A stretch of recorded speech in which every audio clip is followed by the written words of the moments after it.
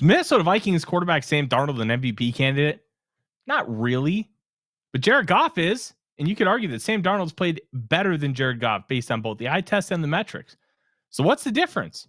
We're going to talk about that, his incredible performance against the Chicago Bears, why Justin Jefferson might have had a better game than everybody for a different way than you might expect, and a whole lot more here on the Real Forno Show. Ladies and gentlemen, welcome to the Real Forno Show, hosted by the one and only Tyler Forness. A to Z Sports sought him out to be their Minnesota Vikings reporter and NFL analyst. And he's a proud contributor over at SKOL North's Purple Daily. Tyler is also the captivating host of The Good, The Bad, and The Hungry on the Voices of Wrestling Podcast Network, and a founding member of Vikings First and SKOL. Welcome, ladies and gentlemen, to the Real Forno Show. I'm your host, Tyler Forness. With me, as always, in the top left corner, he's producer Dave. Dave, one hell of a weekend that we had. Yes. Look, it wasn't very fun, and it was a lot of fun all at the same time. Honestly, a classic Bears game with the Minnesota Vikings. Yes, For it real. was. It was a Bears game at Soldier Field between the Bears and the Vikings. And if you remember anything over the course of the last couple of years, they've been crazy for a significant, like the late 90s, early 2000s, 2009. Kind of the same thing happened, but inverse, where the Vikings tied it up late with Brett Favre, and then the Bears got the win in overtime. It's these two teams just cannot have a normal ass football game. Has to be weird, has to be wild, and it delivered again on Sunday. And to me, the biggest storyline coming out was twofold. So we're going to talk about it. One, But you had so much fun. We get to do this all over again, only on national TV in 3 weeks.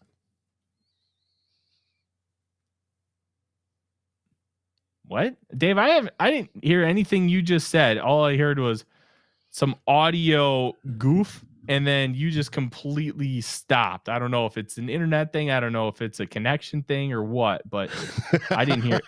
I can hear you now. I didn't hear anything you just said. I said it was so fun. We get to do this all over again in 3 weeks on national TV.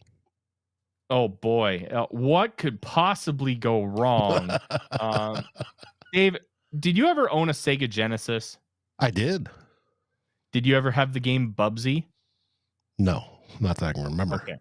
It's this little, it's like a mouse character. I mean, it's akin to like Sonic the Hedgehog or something. It's like stages, but I'll never forget it. When you get to like, I think it's level 2, what could possibly go wrong? And of course, everything goes wrong because that's the whole gimmick. That's kind of what we looked at here. But my two biggest takeaways came from, of all things, the television broadcast. First, we're going to go to something that's more of a national story than specifically talking about the game, because this absolutely drove me nuts. How in the absolute hell do you not have the same amount of cameras at every single game? It's a great question. The cameras in these games arguably could have cost both teams at multiple turns. They have the boundary cam, which you cannot use because it is not in every single stadium.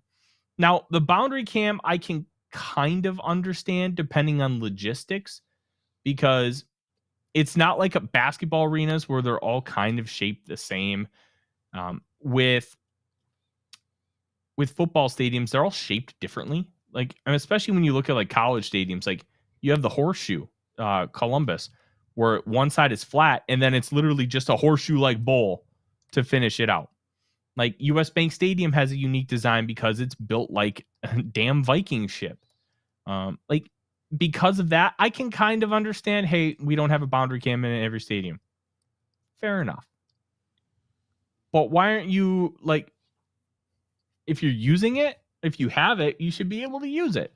But they should also try and figure out how to put one in at every stadium, because there's got to be a way to have a boundary cam at every stadium.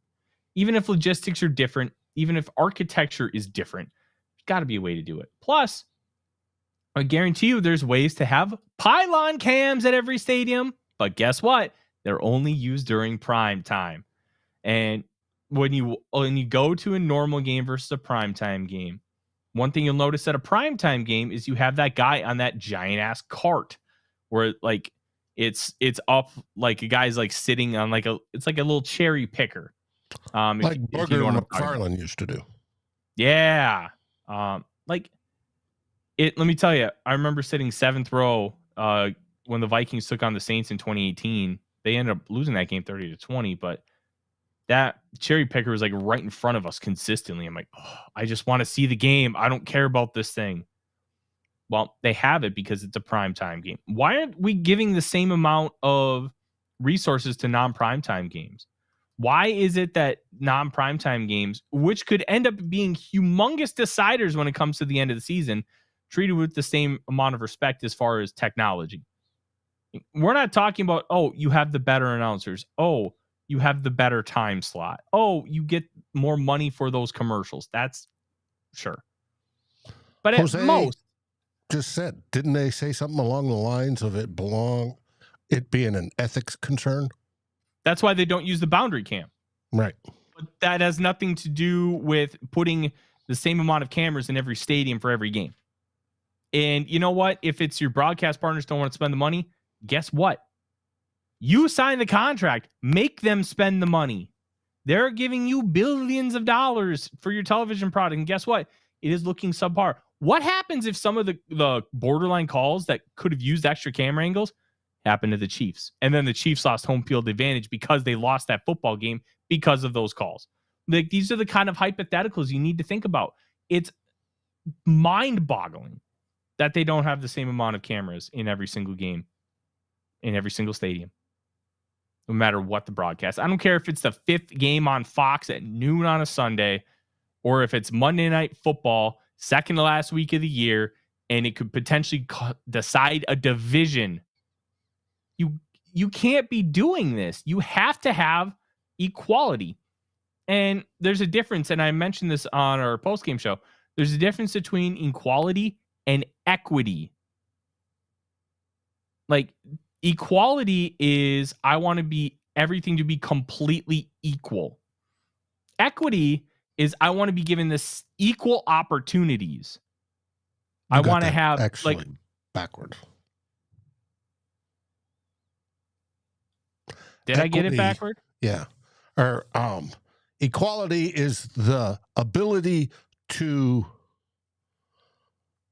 achieve whatever. Equity is everybody comes out with the same results. No, that's not how I mean it. Like, the one thing, my wife and I have been talking about, it's like women's healthcare. Women don't want equal healthcare. They want equitable healthcare. They don't need a prostate exam. That's what I mean. They want to be everything that they have with their healthcare to be given the same amount of attention and respect as the same as men's healthcare, but they have different needs, and that's what I mean by equitable. Yes, like having equal healthcare doesn't matter. That's kind of what I'm talking about here. You want to be able to have the same resources in every single game. You want to be able to see the same camera angles for every single play. Now, some of them will be a tiny bit different based on logistics of the stadium. Soldier Field is obviously a dumpster fire when it comes to some of these camera angles, and we saw that.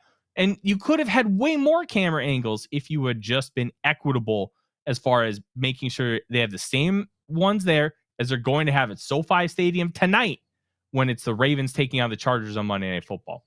Mm-hmm. Simple. And you know what? If it costed $2 million per crew, guess what? Guess how much the NFL made last year? Billions. Yep. Billions upon billions upon billions of dollars. And it's a one-time investment. It's not like you have to spend an extra $2 million. And that's a gross, that's like a significantly higher number than it probably is, but it's to prove a point. If it's 1 million or 2 million per crew for the one-time fee, okay. That sounds pretty worth it to make it right. Mm-hmm. But it's, I had teased earlier that I did a dive on using technology to do the first down marker and why we didn't have it. They tested it at the beginning of the year. There's two basic reasons why they haven't, because they're doing it optically rather than having a chip in the ball, is because, one, the software isn't quick enough to determine it. Well, that's obviously going to be improved. I suspect that will come within time, that'll be almost instantaneous. But two is cameras, because they use cameras to do it, and they have to have the geometry right to measure using cameras, and not every stadium's equipped with said cameras. There's only a few of them that are. So unless the NFL steps up and says, hey, these are your minimums. 1, 5G in the stadium, right? You're going to want enough bandwidth to handle it. Otherwise, you've got to hardwire everything. Hardwiring everything may cause a different logistical problem. Placing the cameras may cause a different logistical problem, like you just mentioned. Architecture is different. Stadiums are obviously different. So it's something they should work towards achieving, I would say. It's just baffling that you don't have the same amount of technology for every game. And you're not exactly talking about a significant amount more. Like, they already have so many of these cameras in place. It's the extra ones. Paying more attention to other games devalues the rest of them. And honestly, it could screw a team out of potentially making a playoffs. It could screw a team out of potentially, that could be the cause that they don't make a Super Bowl run. Are we using too much of a doomsday kind of scenario to talk about this? Sure. But these are the kind of things that you have to have a conversation about when you're talking about things like this, because it could happen. And the whole goal is to prevent these things from happening, to make sure that you are doing right by the game. When the Deflategate stuff happened, which, there are multiple people who said that kind of thing didn't happen. Sports Science, we've talked about this on the show, Dave. Sports Science came out with the study where they put balls through the same exact conditions. And guess what? 9 out of the 11 were deflated because of the weather. And all they could talk about was keeping the integrity of the game. How can you honestly look me in the eye, look every single one of you listening and watching in the eye, and say, we're keeping the integrity of the game by having less technology at some games? You're not. You're cheap. You're lazy. And it honestly should be fixed. It should have been fixed a long time ago. This is not 1974 when the NFL is not making a lot of money. And guess what? You're at the mercy of maybe having minimalism. And you know what? That's why we don't have a better view of the Immaculate Reception and why there's this giant camera cut, because you don't have a really nice view. But guess what? This is 2024. You can get a great view of every single play. And it could lessen the load of the officiating, because we know they seem to be overworked and missing stuff. Mm-hmm. Exactly. It's not exactly hard. It's not rocket science. It's simple, basic stuff. That's all we're asking for. That's it. Mm-hmm. I want every game to be treated with the same equity on the field with what technology you have. That's it. That is not an unfair ask. And this doesn't necessarily just mean the Minnesota Vikings. It means the Green Bay Packers should have the same equity. It means the San Francisco 49ers should have the same equity. It means the Jacksonville Jaguars should have the same equity. You should have the same resources and technology available to you because you play in the National Football League. That's simple.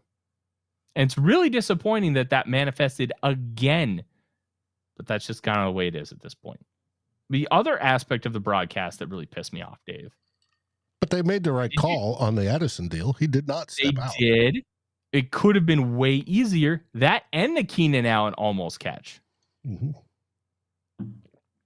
If you have a couple more cameras like you should, guess what? Those are found. But they didn't. The second one is, Dave, I don't know if you know this, but Sam Darnold had arguably the best game of his career on Sunday. Did you know that? I did. You know why you you knew put out that? a podcast about it this morning. Yep. You know why you knew that? Because you're smart and you didn't just listen to the announcers. The announcers drove me absolutely nuts. They were glazing over everything Caleb Williams did. Like he was the second coming of Jesus Christ. That glaze was so thick, you could have coated multiple hams with it. It was bad. It was real bad. Thanksgiving, by the way. No, we don't do ham on Thanksgiving. That is an abomination, and you should be ashamed of yourselves. Turkey's a trash meat. No, you just haven't cooked it right. It's still trash meat. The fact that you say you have to cook it right to make it good means it's a trash meat. I mean, chicken breasts are the same way. You cook those wrong, they're terrible. Well, I agree. That's why I go for legs and thighs. But anyways, my point is you gotta cook that sucker upside down. I recommend injecting it. Oh, buddy, is it good when you inject that meat?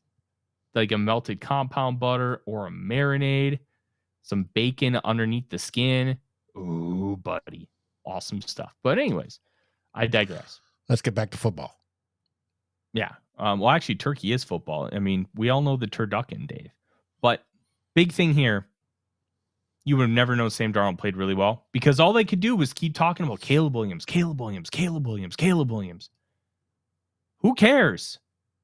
And you know what? This is something that we noticed in week 2 when the Bears played the Texans, and Caleb Williams had an atrocious game. You could tell that the announcers and Chris Collinsworth specifically talked about nonstop how good Caleb Williams was and making excuses for everything that he did.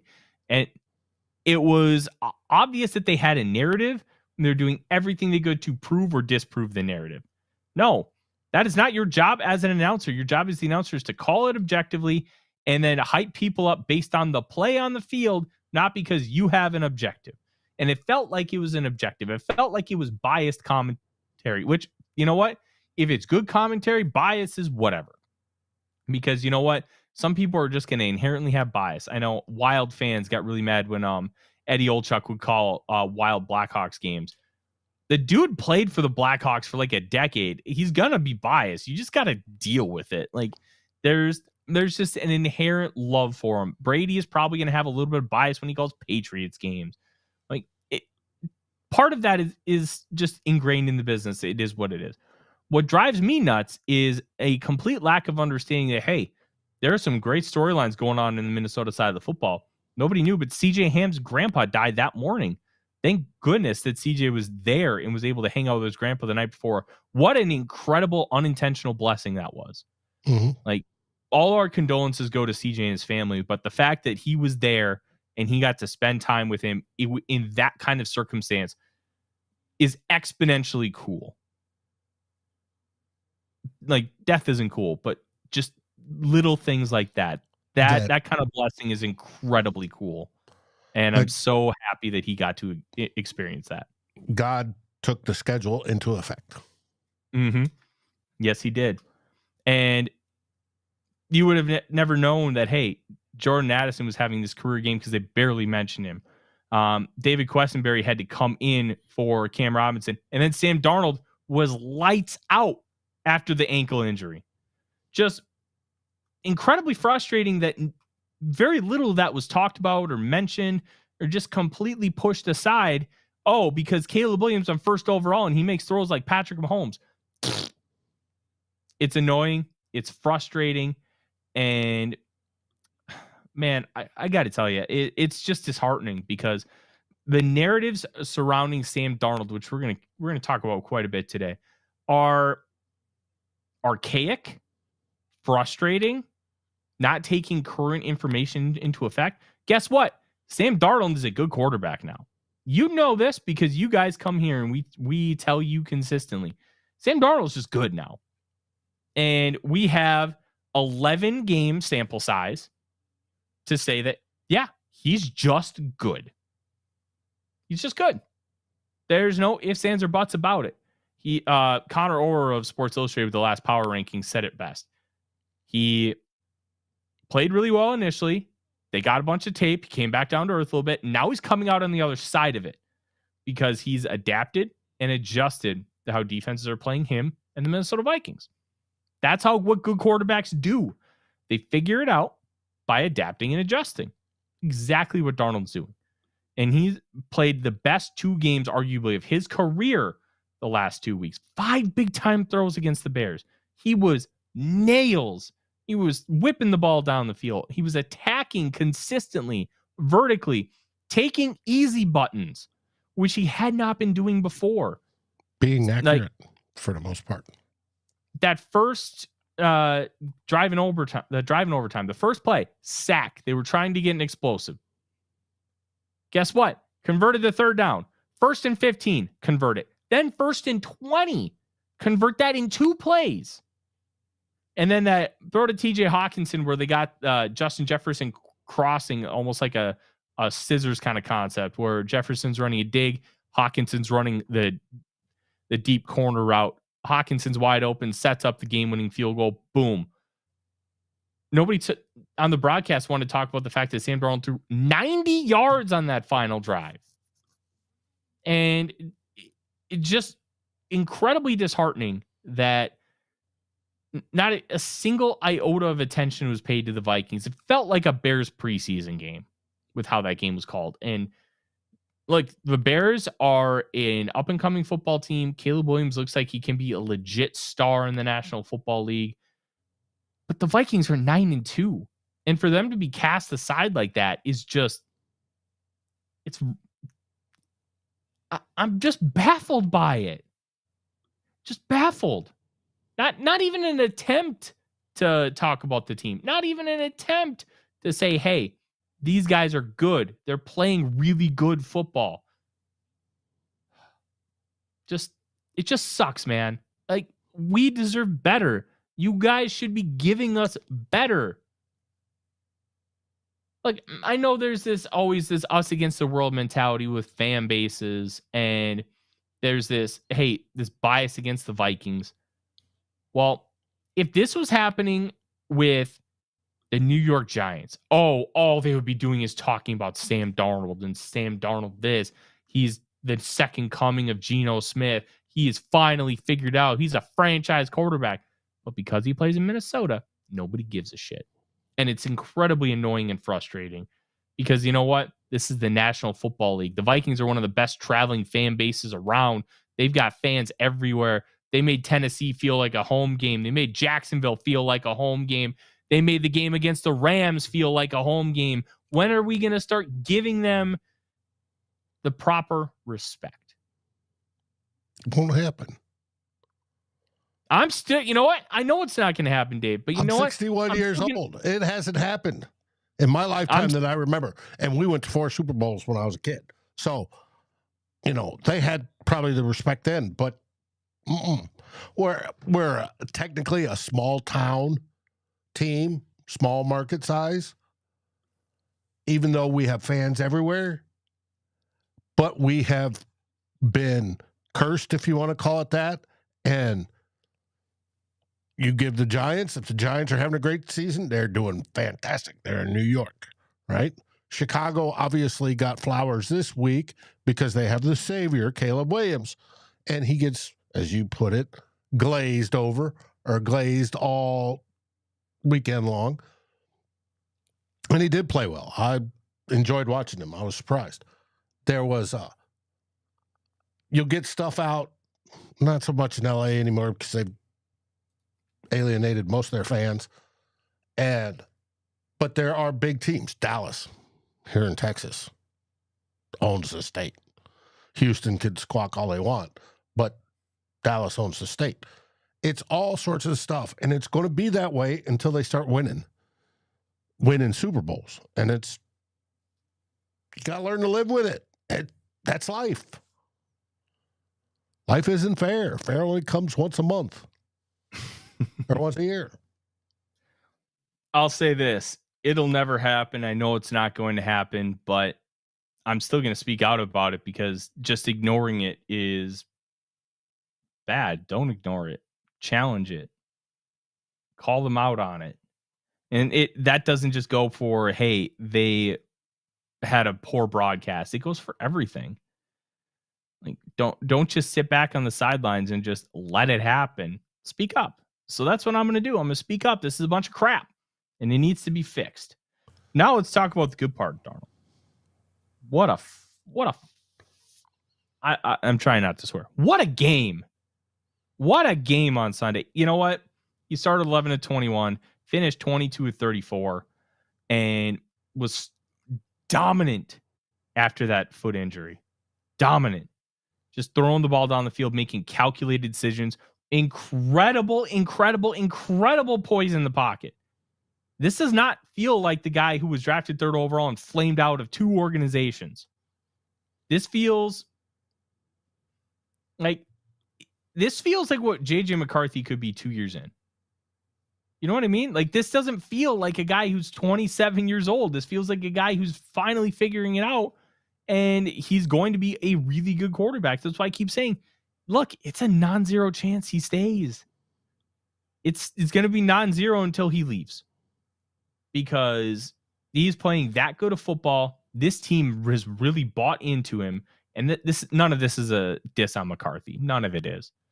McCarthy's more than likely going to be the guy next year. But McCarthy's still an unknown. You think you know what he is. You think you're going to be able to get X, Y, and Z out of him. But you know exactly what you're getting with Sam Darnold.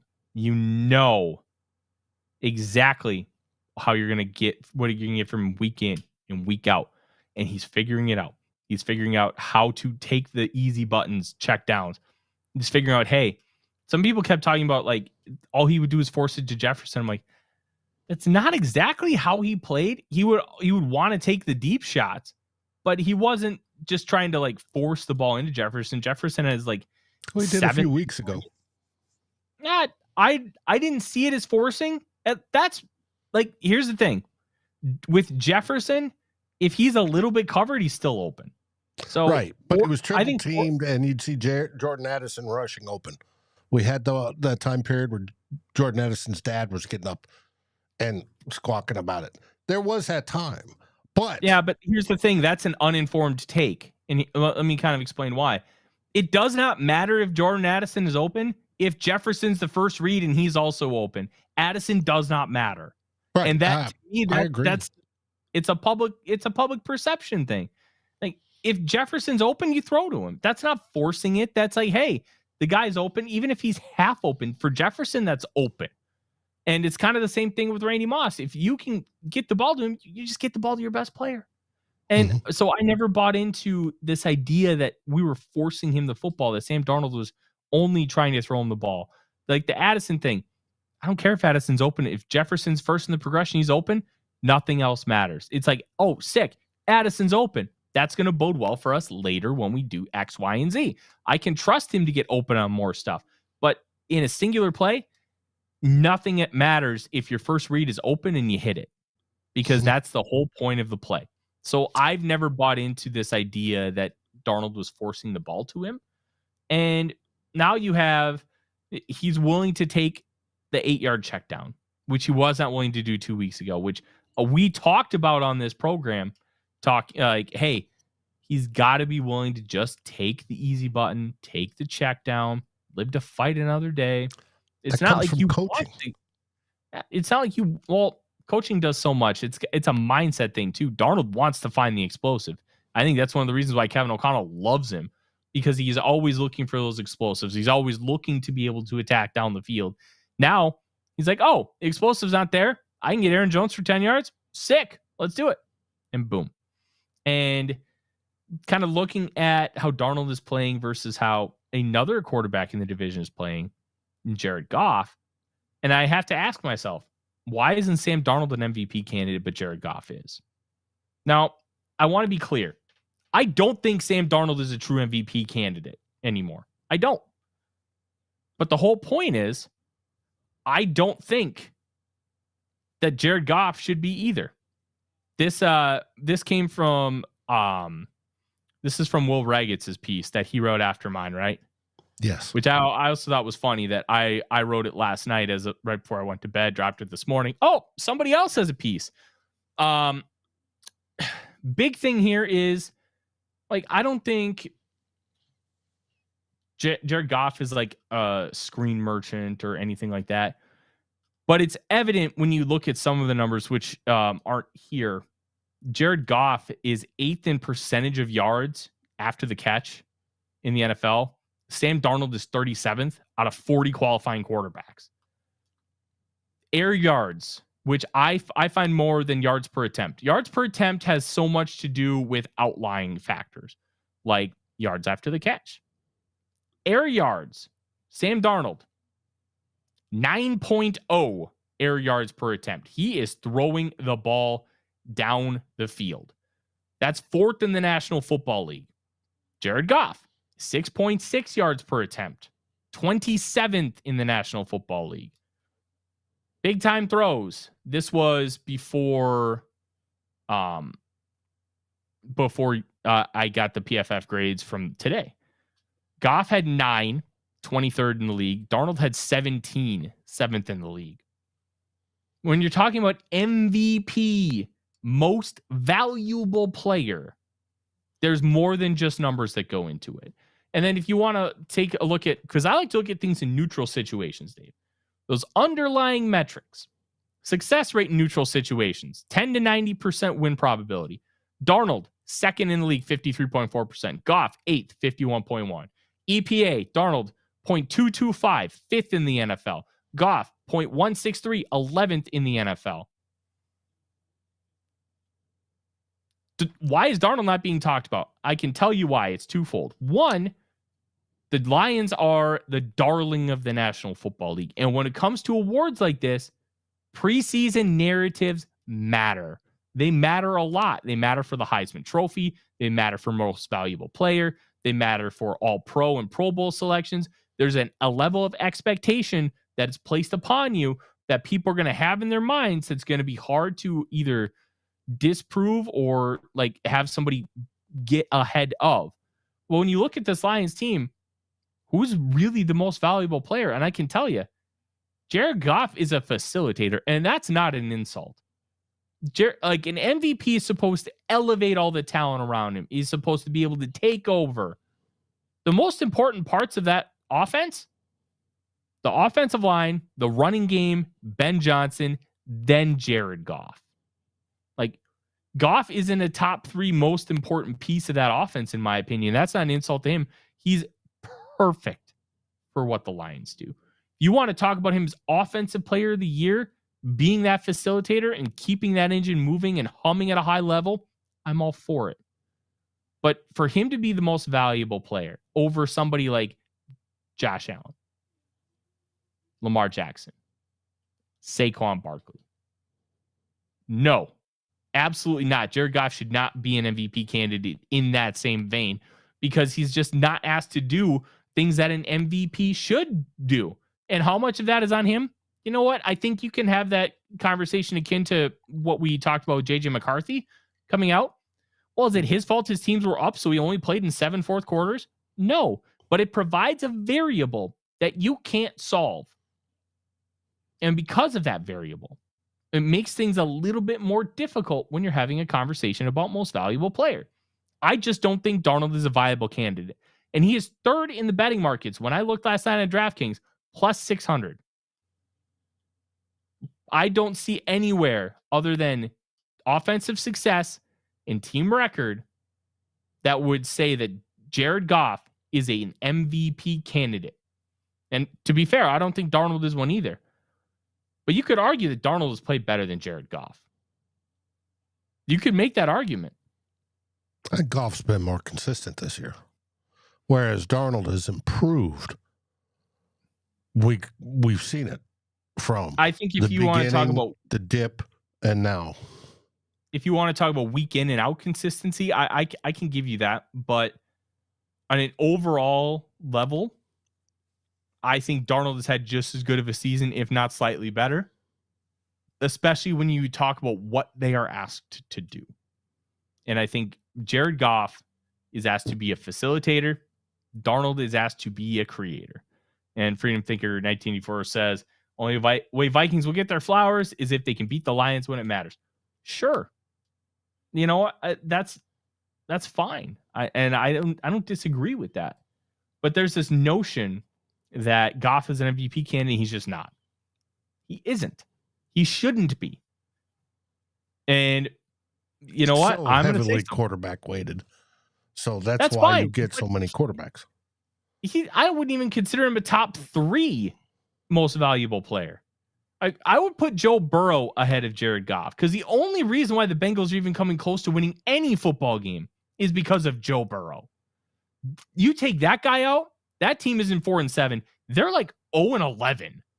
Like it's rough in Cincinnati without Joe Burrow. Lamar Jackson, like the reason why Derrick Henry is performing as well as he is because Lamar Jackson is Lamar Jackson. He's thrown for 25 touchdowns. He's developed a lot as a passer, and he's still got that running prowess. And then Josh Allen. I can make an argument that Josh Allen is the best quarterback in the National Football League, better than Patrick Mahomes. And it's not an insult to Mahomes. Allen's that good. He's incredible. He puts the entire organization on his back and just does it week in and week out. And the one interception he's thrown so far this year wasn't even his fault. It got batted up. It hit his receiver dead in the hands and popped up and got picked. Like, those guys have been so incredible this year. Goff has been really good. He has not been on an MVP level. And to me, when you're talking about an MVP, they got to be on a certain level. You have to be the elite of the elite. You have to be playing like the best guy at your position. And I don't think Goff is up there. Andrew May talks about Herbert being underrated. I think Herbert arguably has a better case than Jared Goff when you talk about the circumstances, when you talk about the surroundings he has, the offensive coordinator and Greg Roman, who's great designing a run game, but designs a passing game like Odie is able to catch a mosquito out of midair, which is not well. Not well. So Nick P mentions this, and I think this is an interesting conversation. Say the Lions are darlings, but you don't see Brian Branch and Kirby Joseph in the conversation for Defensive Player of the Year. I haven't heard much of Joseph's name at all. And Brian Branch, he's not going to get any discussion for Defensive Player of the Year because he's been fined like 7 times this year, and he's already has an ejection. Like, no offense to him, but I think that's like a quote unquote disqualifier. You get ejected, you're not going to be considered for that because you got to be there. You got to be playing for your team every game. Like, if you're injured, that's one thing. If you miss a game, but that's an ejection. And I'll be real. Like, I think that they're both very good players. Branch is probably like a top 10 kind of safety right now. I wouldn't call them the best safeties in the league. Like, do they have a better safety room than the Minnesota Vikings? It's a conversation. And this isn't me slandering the Lions. I think they're very good players. I loved Brian Branch coming out. By far the best safety in football, though? No, absolutely not. Xavier McKinney is better than Brian Branch. Antoine Winfield Jr. is better than Brian Branch. Nick, and this isn't meant to drag you. I apologize if it seems that way. There are a lot of really good safeties, and it's not a slight on Branch. Branch is very good. He's not the best safety in football. I'd say he's like a top 10 safety in football. Hey, you know what? I respect that. That's your opinion. I disagree. I think McKinney's better. But that's one of the great things about football. It's an objective sport. I genuinely don't think that Goff is an MVP candidate, to kind of sum it up. And I think my piece talking about how his performance compared to Sam Darnold exemplifies that. Yep. Now, what did you think of KOC's play calling this week? Oh my goodness, Dave. Look, we've talked about this a lot on the show. KOC's a great play caller. Great play caller. Not good. Great. The play that Nick Mullins ran on 3rd and 14. Brilliant. Example of brilliant play calling. And I was talking with a couple guys earlier today, and one of them had mentioned that they had apparently installed this over the week. Like on Friday. I'm going to have to go and kind of listen to some of like the pressers and stuff to try and get that information to see who said it and how that kind of manifested itself. But holy crap, it's brilliant because it's honestly a very, very simple design. But that's what I mean. It's the illusion of complexity. So you have 3 guys to the top of the formation, Jones on the outside, Jefferson in the slot. So they're going to run a drive concept. Drive is the outside receiver runs a shallow cross. The inside receiver runs like a 10 to 12 yard dig. So Jefferson runs that dig to clear out. And you see Aaron Jones take like 2-3 steps and then cut right in. You see the corner that's over the top of Jones kind of point, hey, he's coming, like to signal to the linebacker to come in.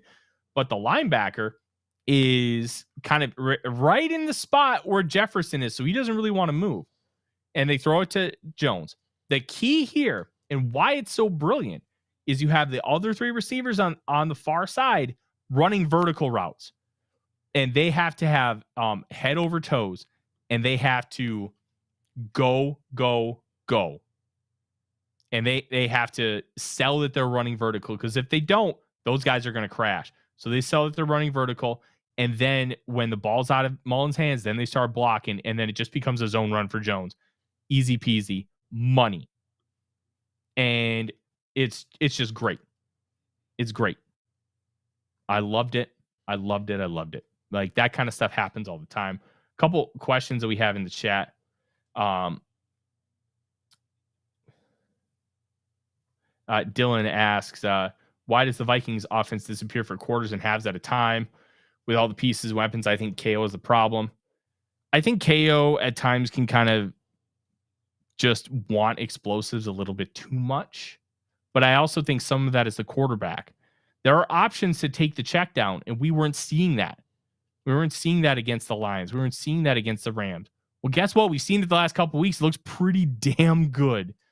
And I think the issues that you have, and I keep saying, because I think this is what the issues that many have, you're not mad at the play call. You're mad that it didn't work. You're mad at the execution. A lot of these missed plays that we talk about aren't bad calls.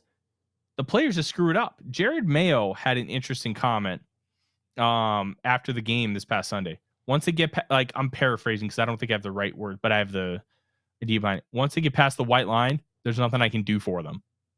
Once they get on the field, and he's right.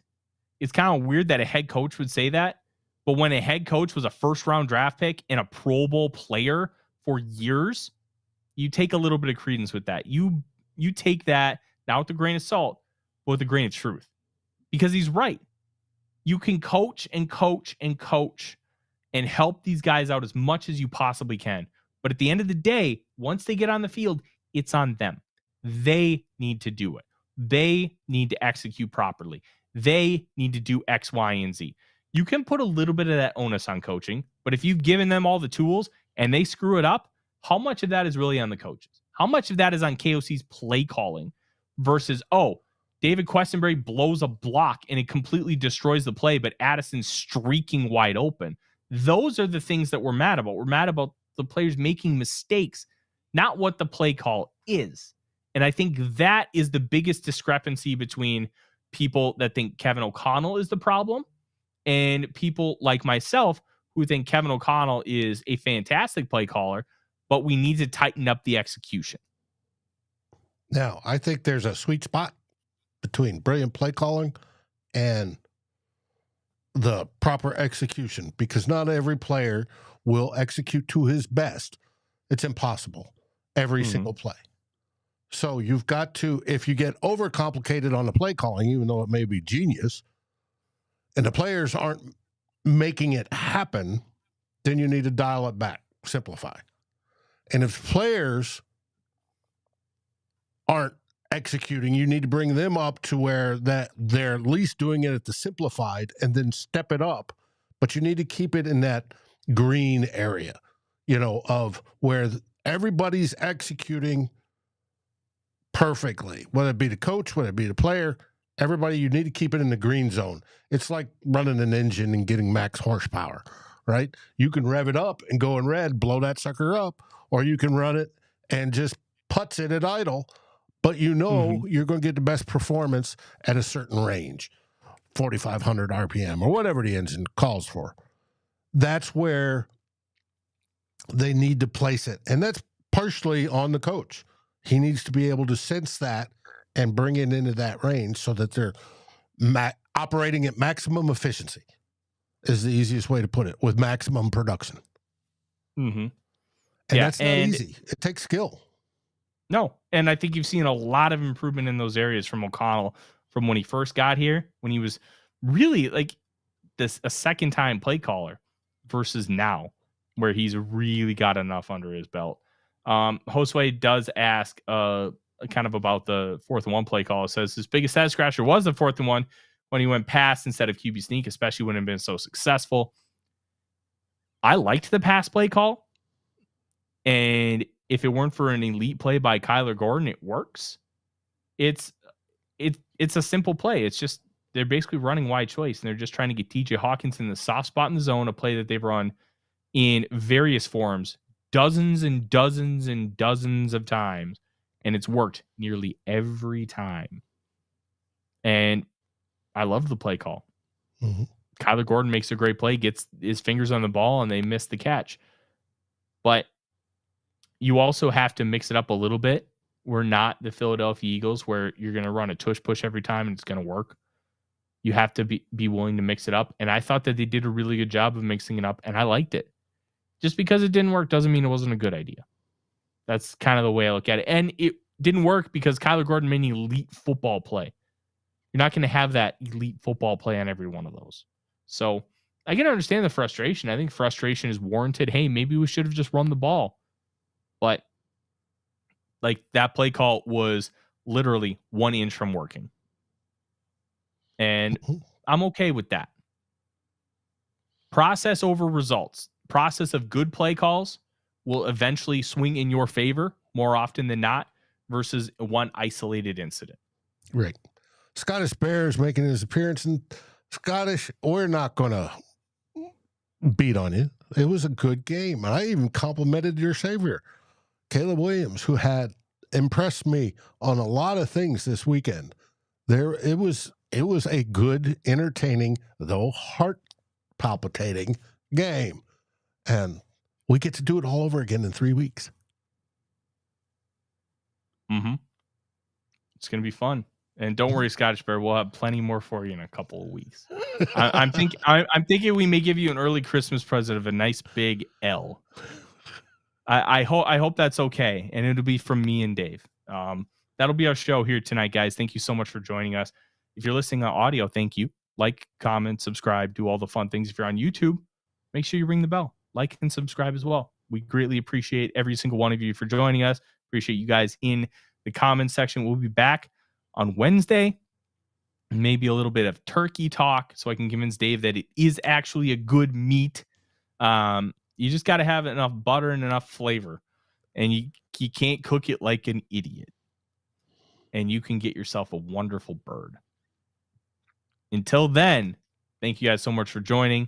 I'm Tyler. He's Dave. SKOL Vikings, everybody. SKOL Vikings. Like, subscribe, and ring the bell to get notifications. It helps us grow this community that we all love, our Minnesota Vikings. And on behalf of Tyler Forness and myself, Dave Stefano, thank you so dearly for watching the Real Forno Show. SKOL, everyone!